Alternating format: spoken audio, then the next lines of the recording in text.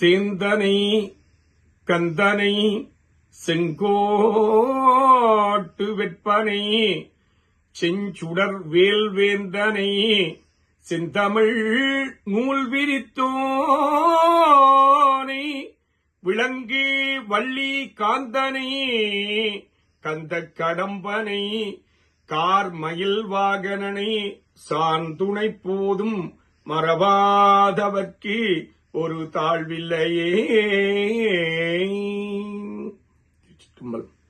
ஓம் நம சிவாய. ஓம் சரவணபவ. உலகம் வாழ் சைவ தமிழ் மக்களுக்கு வணக்கத்தினை கூறி, இந்த மாசம் 24, 25 தேதி 8ஆம் மாசம் 2024 ஆண்டு சனி ஞாயிற்றுக்கிழமையிலே இந்தியா தமிழ்நாடிலே பழனியிலே பழனி ஆண்டவருடைய சன்னிதானத்தினுடைய அந்த மலையடிவாரத்திலே மிக சிறப்பாக இடம்பெற இருக்கின்ற முத்தமிழ் முருகபக்தி மாநாடு இடம்பெற இருக்கின்றது. இதனை இந்தியா தமிழ்நாடு அரசு இந்து சமய அறநிலைத்துறை ஏற்பாடு செய்துள்ளது. இதிலே உலகத்தின் பல பாகங்களிலிருந்து முருக பக்தர்கள் சிவனடியார்கள் அங்கே செல்ல இருக்கின்றார்கள் என்பதனை இந்த வேளையிலே அறியத் தந்து, அந்த நிகழ்ச்சி நிரலின்படி சுவிட்சர்லாந்து நாட்டிலே இருந்து 2014ஆம் ஆண்டு மலேசியா திருமுருகன் திருவாக்கு பீடத்தினுடைய அதிபர் தவ திரு பாலயோகி சுவாமிகளினாலே ஒழுங்கு செய்யப்பட்ட முருகபக்தி மாநாடு சுவிட்சர்லாந்து நாட்டிலே சங்காலன் மாநிலத்திலே சன்மாக்கரத்தன் பகுதியிலே நடைபெற்றது.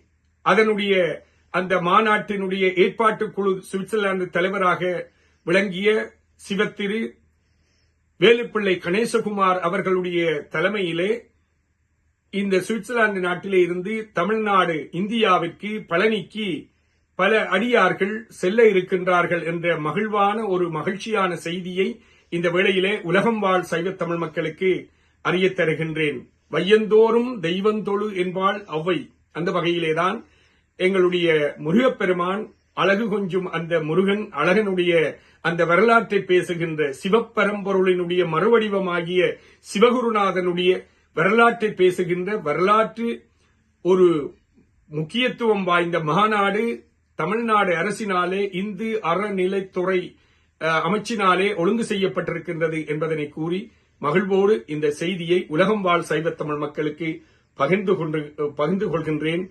ஓம் நம சிவாய. ஓம் சரவணபவ. மேன்மைகொள் சைவநீதி விளங்குக உலகமெல்லாம். நன்றி, வணக்கம்.